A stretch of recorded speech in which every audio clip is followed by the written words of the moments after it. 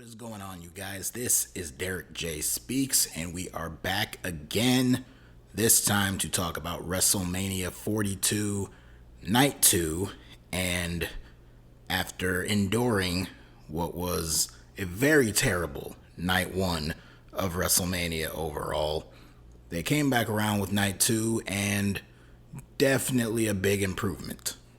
Still not perfect, but definitely a far better, much more enjoyable overall show to watch, especially with how they started and how they opened, or how they opened and how they finished. Basically, started strong, ended strong, very good, solid opener, exactly the way it was supposed to be, and a huge moment that involved a certain individual there. And of course, they ended things even stronger with an incredible main event between Roman Reigns and CM Punk for the World Heavyweight Championship. And after it was all over and the dust settled, the smoke cleared, whatever you want to call it, we have a brand new World Heavyweight Champion, and his name is Roman Reigns. And one thing I am happy about is that these two went out there and just beat the crap out of each other, put on an excellent match, very physical, and there was no outside interference. There was no unnecessary added parties to it. There was none of that. It was just those two and the referee. We had some garbage in there with weapons and stuff used, but outside of that, it was just the two men, and the finish came down to the two of them, with Roman Reigns emerging victorious. Clean finish, no other disputed nonsense, just straight up. And I was perfectly fine with that. I know some people might not like that. They like all the bells and whistles and stuff like that. It's not needed all the time. And after seeing so much of it the previous night, even in matches that I actually liked, like Seth and Gunther, that match ended with interference. But seeing it in that main event with Randy Orton and Cody Rhodes, and even on this show, we saw it in certain matches like with Jade Cargill and Rhea Ripley. It just felt very fresh to have no interference in this main event with Punk and Roman, which is what I was hoping for. Now, Roman winning, can't say I'm the biggest fan of that, but we'll get into that. Let's kind of sum up the match here a little bit, because this, like I said, was a fantastic match. Dare I say, this was the match of the weekend. Now, obviously, this was the biggest main event, heavily promoted match for the entire WrestleMania weekend. A lot of people consider Night 2 to be the main event of WrestleMania, so this was the match of the weekend, and it was the best one, even for some of the good matches on this show and some of the very few good matches on Night 1. This one right here was the best match, hands down, and an easy early match of the year contender for me personally. But like I said, these two, they pulled out all the stops. They hit their finishers multiple times, had a few kickouts. Both men attempted each other's finishers. Roman tried to go for GTS at one point. Punk did hit a Superman punch. I think he even went for a spear at some point. We did get some fighting on the outside, into the crowd, over by the announce table. Roman powerbombed Punk through the announce table, in fact. And Roman even risked getting himself disqualified. In fact, he probably should have gotten disqualified, because at one point during the match, when Roman had Punk tied up in the top turnbuckle and the top rope and had him hanging upside down, he started raining down with punches on him and just started spamming the Superman punch. And then he just picked up the steel steps and used them as a weapon and just bashed Punk right in the face with it, right in front of the referee in plain sight. And they were making the argument that, oh, well, it's referee's discretion. He's not going to do it. And of course, Roman and his status, they're not going to disqualify him. It's the WrestleMania main event.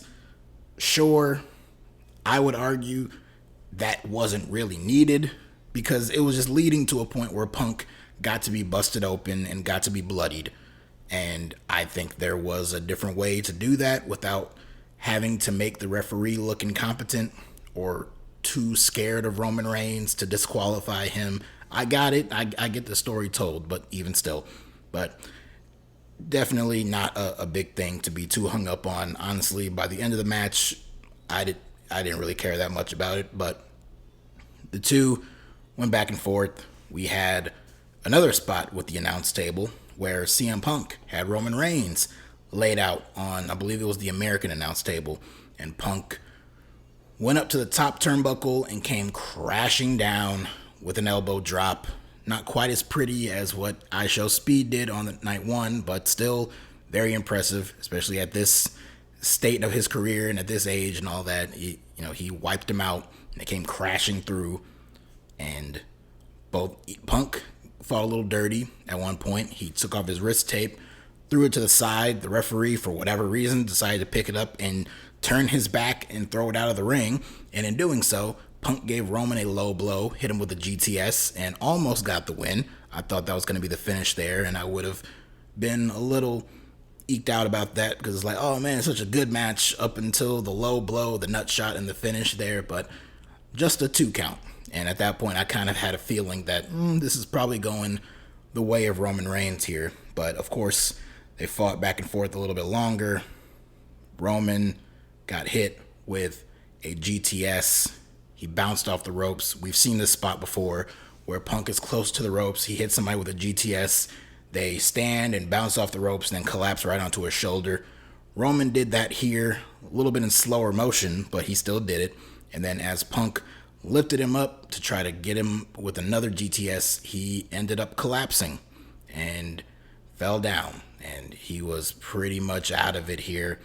He got back up, tried reaching out to Roman, started throwing fists and all that, but he was completely zapped of all energy. And Roman hits him with a spear. He gets him back up, and then he bounces off the ropes a couple of times, gears up, and hits him with one final spear to get the win. And Roman Reigns is a 7-time world champion. The tribal chief is back on top again as a champion. And like I said, my words don't do it justice here. That's just a quick sum up of it. I'm sure if you're listening to this, you did see the actual match. It was great. It was a fantastic match. One of the best WrestleMania main events, easily better than the previous night, and far better than the Night 2 main event last year. And it is yet another great Roman Reigns main event. That's, 4 in a row now, including the first match with Cody at 39, that one with Cody on Night 2 at 40, the triple threat with him, Punk, and Rollins from Night 1 last year, and now here again. So that's 4 straight years of Roman having some incredible main event match at WrestleMania. So good on him. Now, with all that praise out of the way, CM Punk had himself a very good title run. I don't know if that's the last time we will ever see CM Punk be a world champion. I have a sneaky suspicion that we might finally get Punk versus Cody at WrestleMania next year. We keep getting teases of it every single year for the past several years now. We get at least one segment per year where the two of them come face to face, and they tease that being a potential direction in the future.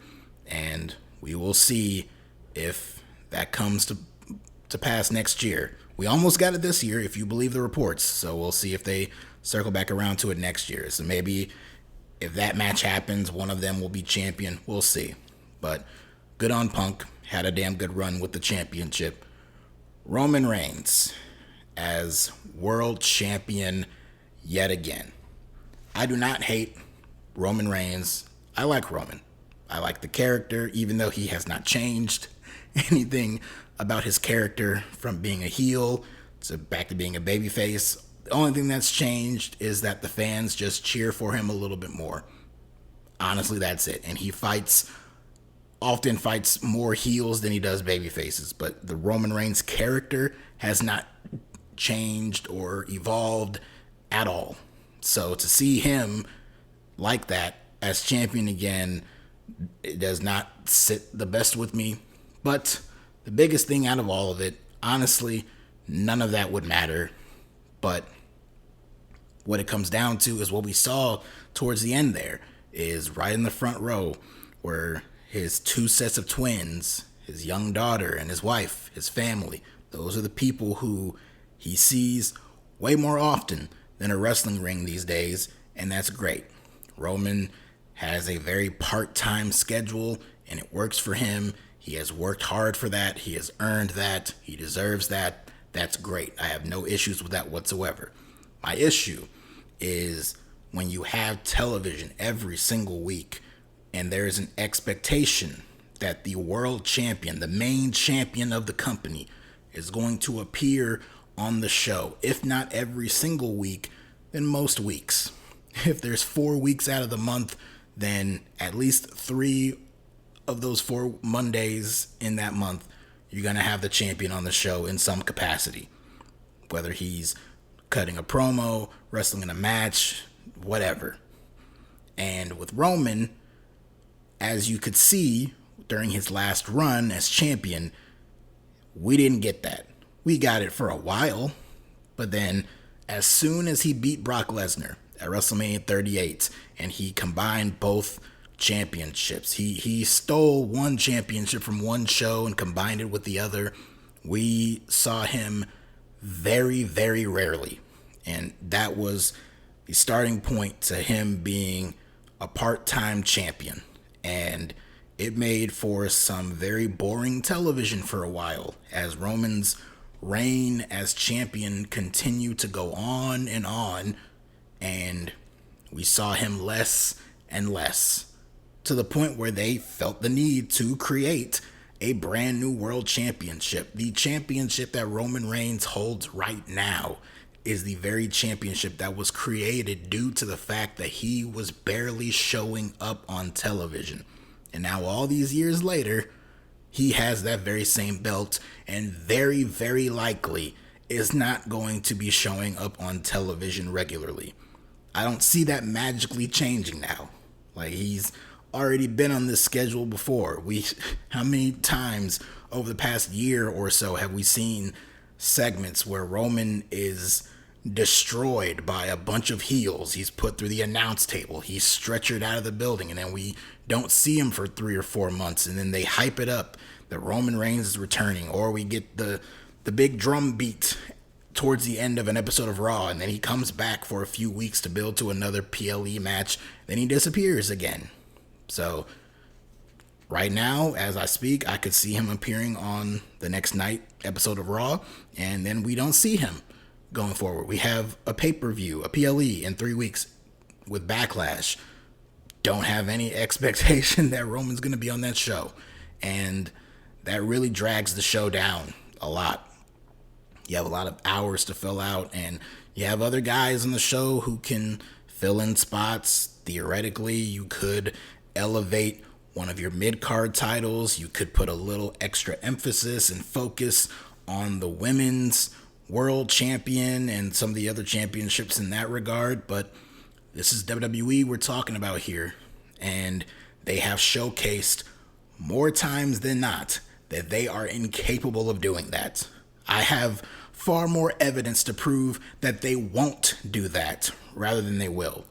I can always give them the benefit of the doubt and say, hey, this is a clean slate. Maybe things will be different this time and they'll work it out a little bit better. And like I said, if Roman's not on the show every single week, maybe he can be on 1 week, off another week, and kind of rotate like that. And he can be at least on the PLEs, even if he's not on the show every single week. You can hype up that he's going to defend the championship on the next show, on the next big show. But again, this is a company that has proven more times than not that they don't do that. They don't go that extra mile. They don't go that extra distance to be a little more creative with stuff like that. They keep it as simplistic as possible because why change? Because a lot of their diehard fans don't care that much. A lot of very, very diehard Roman Reigns fans out there, I know because a lot of them pop up on my own timeline. They don't care about that stuff. They just love their OTC. They love putting the ones up and they love Roman Reigns. Certain sides of that fandom just love seeing him in general. So they have no issues with Roman being the champion again. They don't look at it the same way that someone like I do or other people who share the feelings that I have do. And that's fine. But all I can do is hope that maybe this time around he'll show up a little bit more often and we won't have to go weeks, if not months at a time in a row without having the champion on the show. And it's going to be very bad if Cody Rhodes is going to be gone for a little bit, because if you saw the social media posts and you see that photo of him and that busted eye that he has following that match with Randy last night, then there's a very good chance we're not going to have either one of the world champions on TV for a few weeks. So that will be extra bad. But again, try to stay as positive as I can about it. Hopefully it'll be all right. But I don't have a lot of energy or a lot of care to put into hoping for it to not be as bad as it has been in the past. But this company, while very easily they can show just how easily they can mess things up and do the wrong thing, one thing they did do right throughout the entire build-up to WrestleMania was everything involving Brock Lesnar and Oba Femi. The build-up to this match has been tremendous, and it has done wonders to make Oba Femi look very strong and very, very dominant. To the point where there was not a single time on television where Brock Lesnar laid out Oba, put him down with an F5, kept him down, gave him a bunch of suplexes, and just completely beat him up and left him bloodied or anything like that, left him in any kind of prone state of weakness. No, they were on equal footing, and anytime one got the better of the other, it was Oba. And that led all the way to here on this show, where they opened the show, where on this night they had their first hour air on ESPN, the main channel, the main broadcast channel. The big reason why they have been building up to this show to try to appeal to those lapsed fans and those casual fans who might have tuned in for a quick second for that opening hour and then quickly tuned out, waited for actual sports coverage to come on, and will not watch a single minute of this show ever again, except to see clips on social media and see 30-second clips on TikTok, which they don't care about because they do certain moments and spots just for viral moments anyway. Anyway, the opening match was Oba Femi versus Brock Lesnar, and this match went exactly how it should have. Now, if you heard my review of night one, you heard me complaining about how many short matches there were on the card and how a lot of these matches did not get as much time as they could have and definitely should have. And it was in favor of more ads and stuff like that, which this night absolutely had a lot of that too. So as much as I enjoyed this night compared to the first night, it still had the exact same issues with the commercials and the formatting of the show and how much downtime there was in between matches. It was completely ridiculous. And I had some people, on social media defending it and all that. There's just nothing you can really say about that. Certain fans of this company are going to defend every single thing they do. We see it with AEW and any other wrestling company. We see it with movies. We see it with TV shows. We see it with sports. We see it with politics. We see it everywhere. There is always going to be certain people who will just defend every single thing. whatever it is they're cheering for, they will defend it to their heart's content, and they will discount and discredit any kind of legitimate criticism of it as just being a hater or, complaining for the sake of complaining, or any kind of other made up reason that they can think of to justify putting on their blinders and accepting something that's bad. But regardless, Oba, Brock on this show opened the show, and the match went exactly how it was supposed to. It was shorter, but it worked because the story called for it to be this short. We had Oba very strong and dominant right out the gate. Then he made a bit of a rookie mistake. He got caught up in the ropes. Brock took advantage, and then he took over, took him to Suplex City for a while, really dominated Oba for a little bit there, until Oba started to make a little bit of a comeback, started charging at him into the corner, until Brock cut that off, got him up, scooped him up, and hit him with an F5.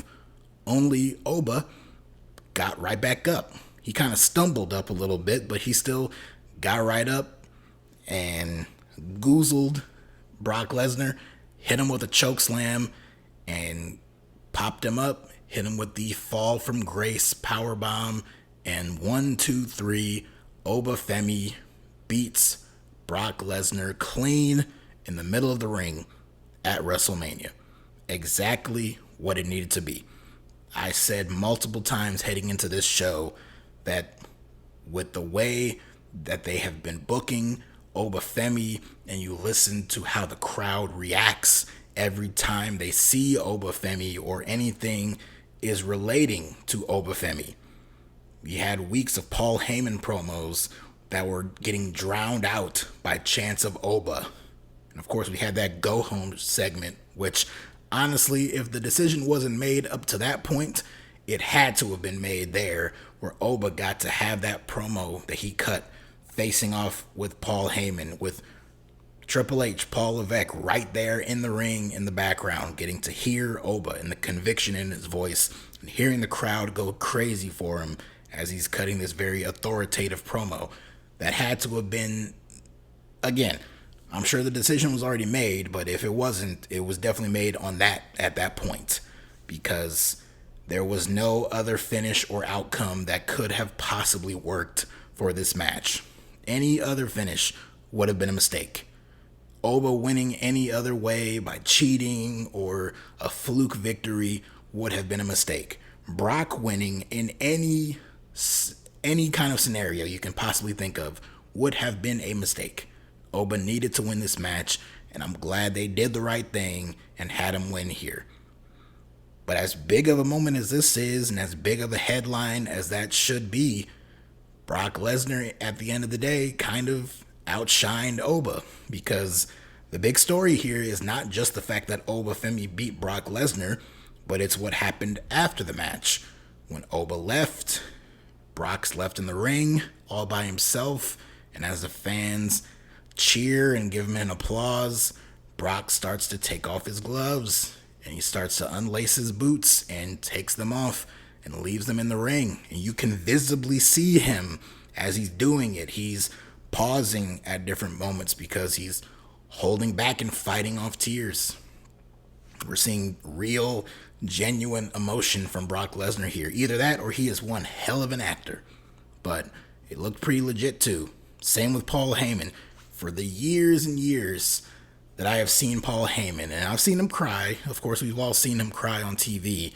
Very, very well performed actor is Paul Heyman. But on this night, with the way that he was looking and the way that he embraced Brock Lesnar the way that he did, and as they were leaving together, he looked just completely red-faced and teary-eyed, and it made things feel very real.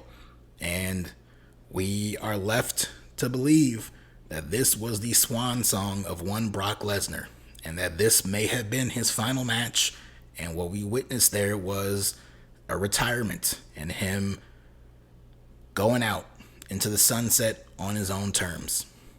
Now, of course, We don't know anything official yet, and they even had, because they showed replays of this several times throughout the rest of the night, and they had Wade Barrett and Michael Cole both saying, like, it's still unconfirmed. Maybe as I speak, they are confirming it or denying it, or one of the two on the post show right now. I don't know. But this was a big moment here, and everything made it look like this is the end for Brock Lesnar, which is very shocking, as a lot of people expected that if Brock were to retire, it would be coming up later this year at SummerSlam, since they're going to be in Minneapolis. So this was a bit of a out of left field shock for a lot of people. So if we are to believe this is real, and this was a legitimate retirement for Brock Lesnar, he retired, he wanted to do this, and that was that. In fact, I saw a report from bodyslam.net during the show that Brock Lesnar specifically handpicked Oba Femi to be his opponent at WrestleMania, which is cool. I'm glad that he could understand what a lot of fans wanted to see for WrestleMania this year.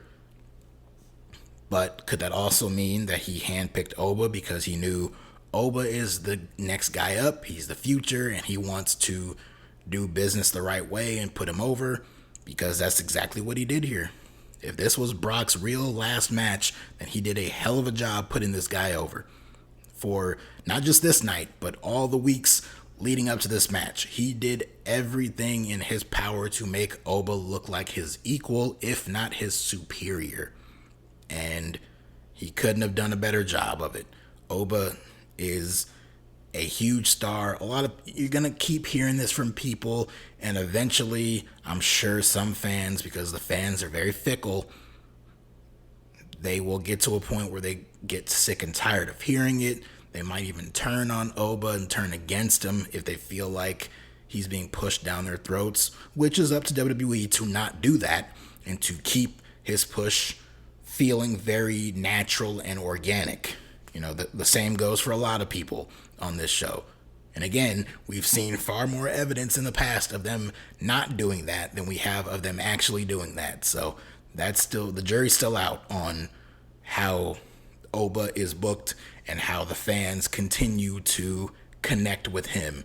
But regardless of any of that, he is still a big star. He is a major star, and he can easily take that top spot as the guy in this company. Now, we're yet to see him be in that one true classic match of any kind. And, still got a ways to go with his promos, feeling a little more natural and all that. But he is on the rise, and he can be that guy down the line. So, for Brock to put him over like that, huge endorsement of him. I came away with this, thinking, hey, it's been a hell of a career for Brock Lesnar. He is a very polarizing figure in and outside the ring, especially outside the ring, because his name is still attached to a lot of very scummy, dirty things that affect real life people, where all this fake wrestling stuff does not come into consideration for that. So if you want to put that aside for a second, Brock Lesnar is a big name who has had one hell of a career for himself. When he first came into the company, they deemed him the next big thing, and he was. He got over super huge. They pushed him to the moon. They gave him everything, and he was made to look like a huge star. Then he left. He went to football, failed, but tried it, didn't work. Went to New Japan, went to the UFC, dominated, became one of the biggest box office attractions in the world for a long time there. The name Brock Lesnar was a huge commodity in MMA and the UFC, selling out multiple pay-per-views on top of the card and really dominating until he came back to WWE. And in this latest run, in terms of the last several years, last decade of him running through the likes of John Cena and Triple H and The Undertaker and Roman Reigns and all these different people, he has been booked like an absolute monster. So that's a huge name to ride off into the sunset. I honestly never really thought that Brock Lesnar would actually just retire. I always considered Brock to be some guy who, money talks for him. And if the business is right and the money is right, he'll come back and he'll come out and he'll be there for a big match here and there, especially if they continue doing business with Saudi Arabia. He'll be on the first flight out there, open the show, quick payday, and then be on a jet back to his farm somewhere in Saskatchewan. But this could possibly be the end. But then I also thought, what if it's not? And what if all of this could genuinely be an act of some kind? What if they circle back to that segment that we saw on television a few weeks ago involving Paul Heyman and Gunther? When Gunther attacked Seth Rollins, put him to sleep in Madison Square Garden, the very next week we saw Gunther and Paul Heyman backstage, where Heyman thanked him for taking care of his Seth Rollins problem.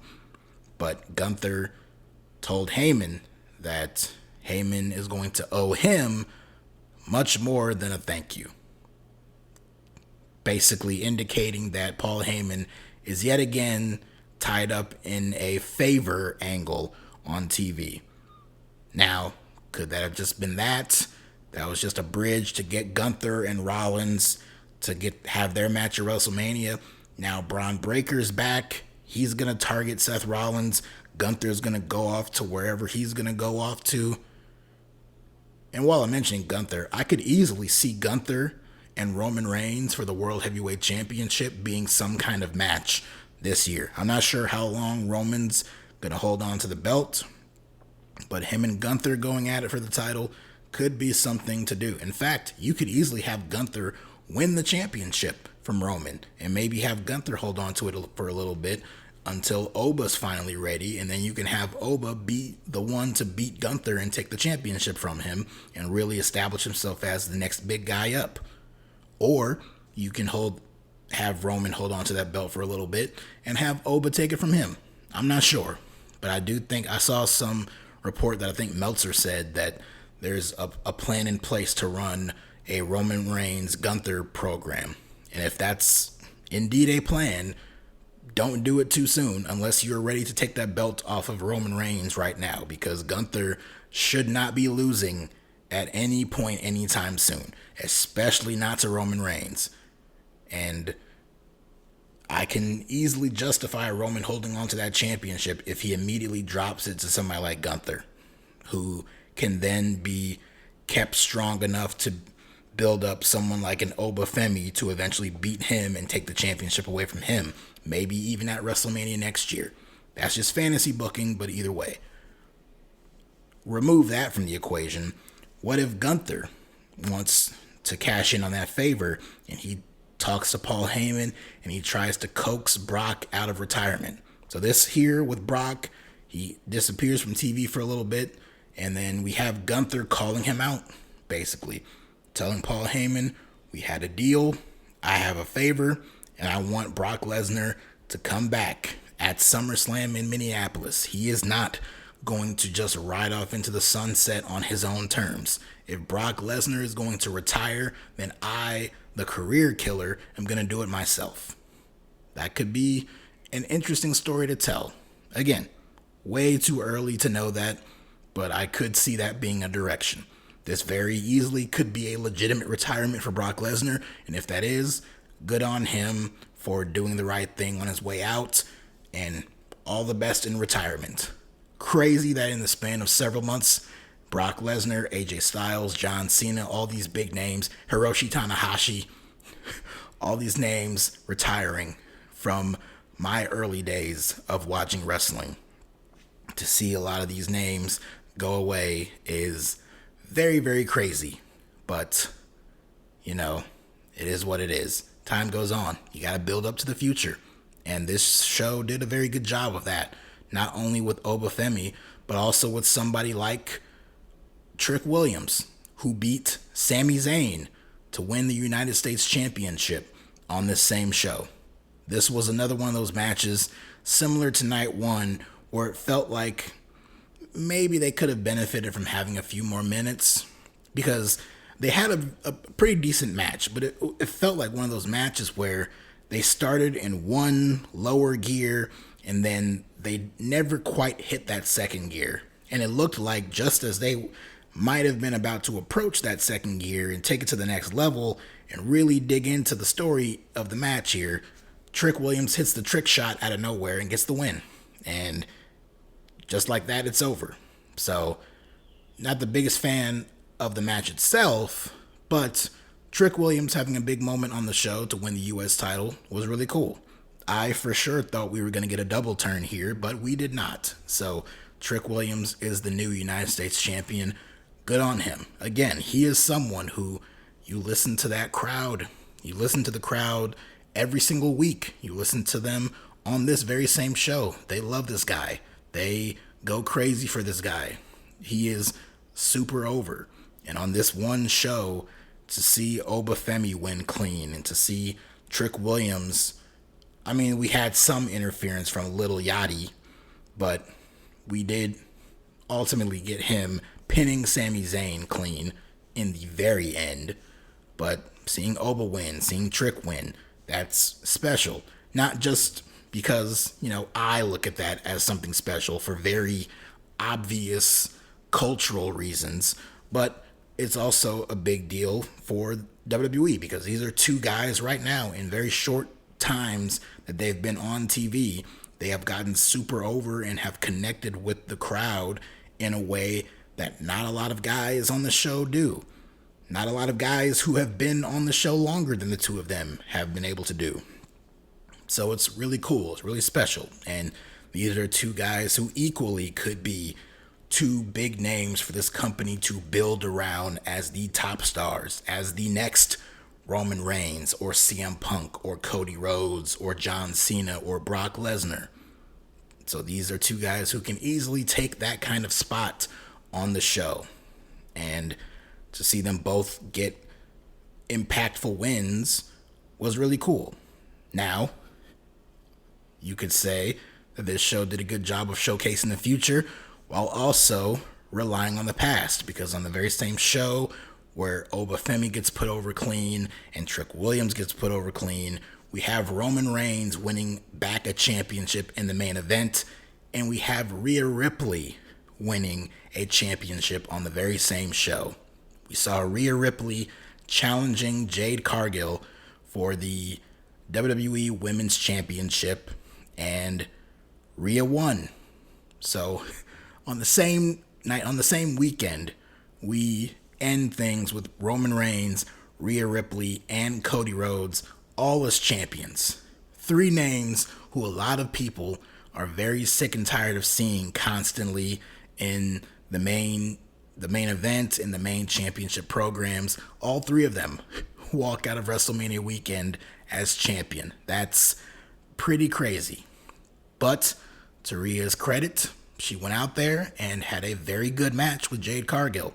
Not gonna lie to you, I did not have a whole lot of high expectations for this match, but these two, despite how horrible the build up to their feud was, and it was very, very bad. Like, objectively, if you don't agree, I'm sorry, you're wrong. But these two had a very bad build to this match. But both women are very talented in their own right, and they worked very well together.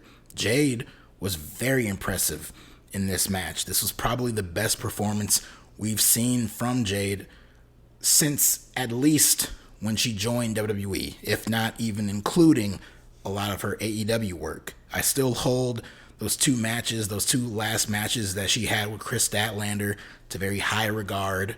But, in terms of WWE, we saw some great work from her when she was working with Naomi last year. But this match here was some of the best work that we've definitely seen from her. And she came to play. We did get interference in this one. We had Michin, we had B-Fab. Of course, we had Io Sky come out to try to even the odds. It was good to actually see Io on the show. Couldn't give her a match, but she was at least out there for this. And She was out there to celebrate with Rhea as she won the championship in what was honestly a very cool finishing sequence. One of the best finishes of the entire weekend goes to this match here, because we see Rhea hit a headbutt on Jade. She goes for the riptide. Jade slips out of it, hits a bicycle kick, a pump kick, and she gets Rhea up in position for Jaded. And as she lifts her up, Rhea slips out of it and slips like underneath Jade through her legs, and then holds on to her arm and smoothly positions Jade in position for the riptide, lifts her up, hits her with the move, and gets the 1-2-3. That was a very cool sequence. My words do not do it justice. That was excellent. So, A1 finish there. And honestly, for Jade losing here, I mean, it's not like her run as champion was all that great to begin with, given the fact that she went 100 straight days without even defending it once. And even in the middle of her run, what was this, like only her second defense of it? So, you know, I'm not crying over the fact that Jade Cargill is no longer champion. She can very easily win it back at some point in the future. And the only reason I really thought Jade had a chance of winning this match is because I thought Bianca might be coming back soon and would face her. But obviously, Bianca's not going to be back for a very, very long time. So, no harm in taking the belt off of Jade Cargill. She can very easily win it back at some point in the future. I have no issue with Rhea winning the championship. She has been out of the World Championship program for several months. She has not held a World Championship since like February last year. So I got no issues with it. I know it's another face who has been pushed very hard in this company, who is once again a champion, you know. But I will say, between her and Roman, at least she is someone who will be there regularly, and the fans still go crazy for her. They haven't turned on her like they have someone like Cody Rhodes, who a lot of the fans have severe Cody Rhodes fatigue right now. But they still love Roman, and the fans really love Rhea Ripley. They popped huge for her when she came out. She got one of the biggest reactions of the night, and she got a huge reaction when she won the championship. So, you know, for all the online discourse about her that can be very mixed and polarizing at times, the live crowds still go crazy for Rhea. So them putting the belt back on her is not a shock. And this means Rhea will be moving to SmackDown, which is also good, because that show desperately needs someone like Rhea Ripley for that women's division that has just been booked so terribly. Again, having someone like Jade hold the championship and not defend it for several months in a row has not helped the status of that SmackDown women's division. They are in need of desperate help. And while Rhea cannot fix it all in one fell swoop, she can at least be a good addition to that division in terms of star power. And now that people like Charlotte Flair and Alexa Bliss have failed yet again in their quest to regain the tag team titles, maybe they can finally re-enter the singles division on SmackDown, and they can be involved in that championship program too. So that'll be good. As for Io, I don't know. Who knows? She could either continue to help Rhea, or we can finally get her versus Asuka, because there was no room for it on this show. We had room to have a whole segment with John Cena and The Miz and Kit Wilson and Danhausen and, you know, his little Danhausen, mini Danhausens. We can have a segment for that. That was just complete filler before the main event, but no room for a 7 or 8 minute Io versus Asuka match, or a match with Julia and her Women's United States Championship that has yet to be defended on a single PLE since it got introduced in December of 2024. Sure, okay. But either way, you know, I'm fine with Rhea winning the championship. Elsewhere on this show, we had a ladder match for the Intercontinental Championship that was also very good.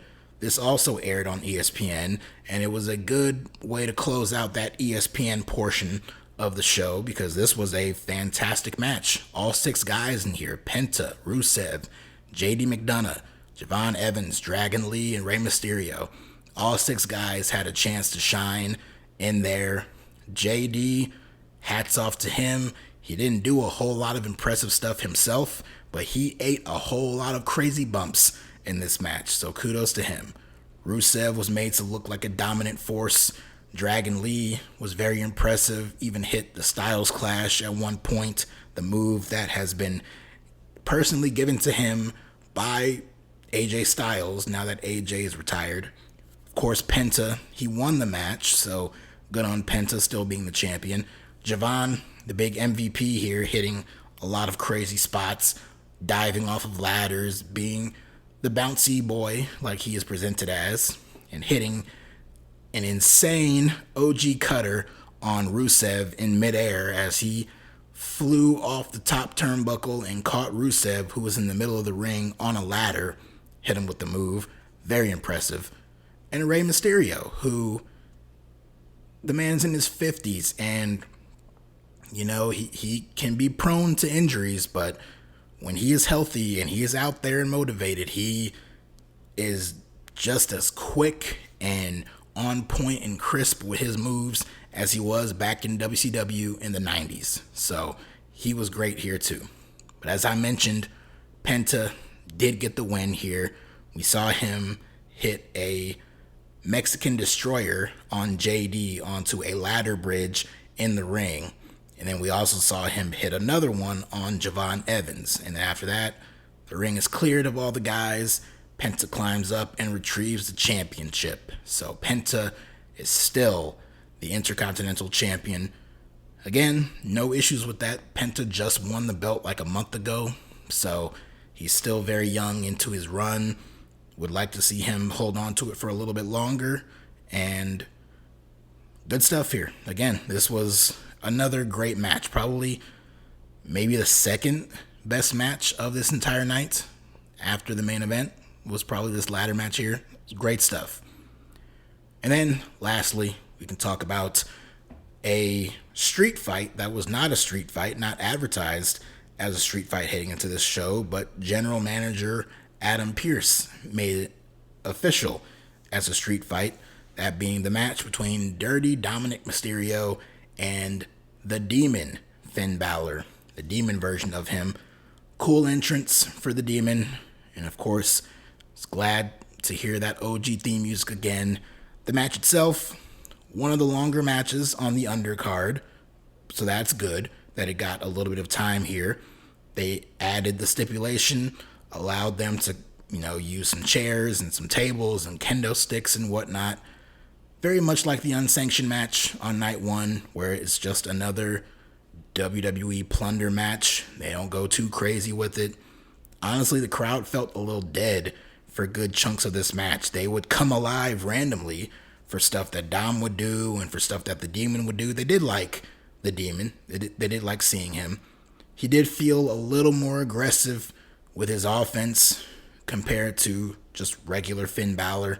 And the finish was never in question. The last 2 times we've seen the Demon on television, he lost. He lost to Edge in a Hell in a Cell match, and before that, he embarrassingly so lost to Roman Reigns after he humped the ground, came back to life, went up top on the top turnbuckle, and then fell off. And then lost. So, has been a good last few appearances from him. So he needed a win, and he got it here. He hit the coup de grace on Dominic through a Slim Jim table and got the win. And so ends this feud.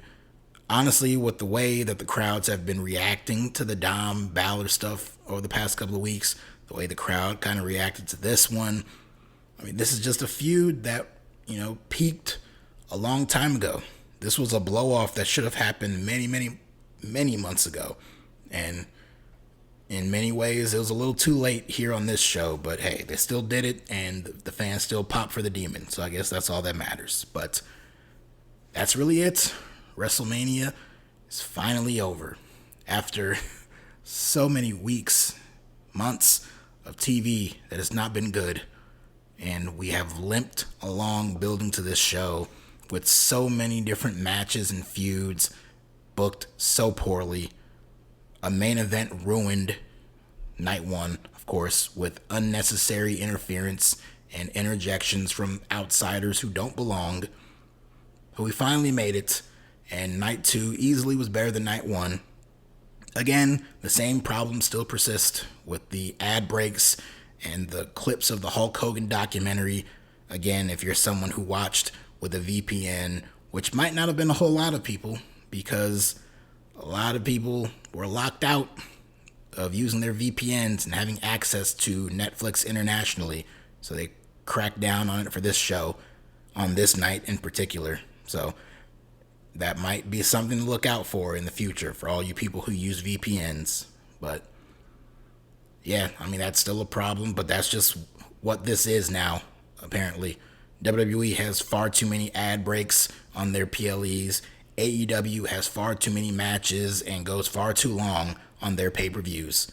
And in both cases, I don't see either thing changing anytime soon. We can complain, we can bitch and moan, we can cause an uproar. It does not look like it's going to change, because you got a lot of diehard AEW fans who like that format just the way it is. And unfortunately, you have a lot of WWE fans who, whether they have a problem with it or not, they are just too deeply infatuated with this company to think anything negative about it. Again, a lot of people showed themselves very badly over the past 24 hours in the ways that they have defended this company. Honestly, it's been like that a lot in the road to WrestleMania here. But regardless, we made it. We got through it. Now we can move on. We have Backlash coming up in 3 weeks. We have Clash in Italy coming a few weeks after that. And of course, we have SummerSlam coming up later on this summer on August 1st and August 2nd. Another 2-night event this year. And whatever other shows in between there. They set up a lot of stuff. We'll see if the TV shows can work out. We have the post-Mania episode of Raw this Monday here, and I'll be here to cover that. Again, I've said in the past that these shows are not what they used to be. They vary in quality. Last year was very, very good. Hopefully, it can be more like last year and less like the show we got several years ago where Vince McMahon was back in the trenches and completely ruined the show. Let's not get another one of those, please. So we'll see what things they may or may not set up. We'll see if Roman Reigns actually shows up on the show tomorrow, and if he shows up at any point going forward, and what kind of run he will have as champion. But till then, thank you to all you guys who spend time listening to this review here and listen to me talk about all this craziness from WWE and AEW and any other wrestling related stuff. So appreciate you very much. See you back here again for the Raw review going up early Tuesday morning. So until then, take care.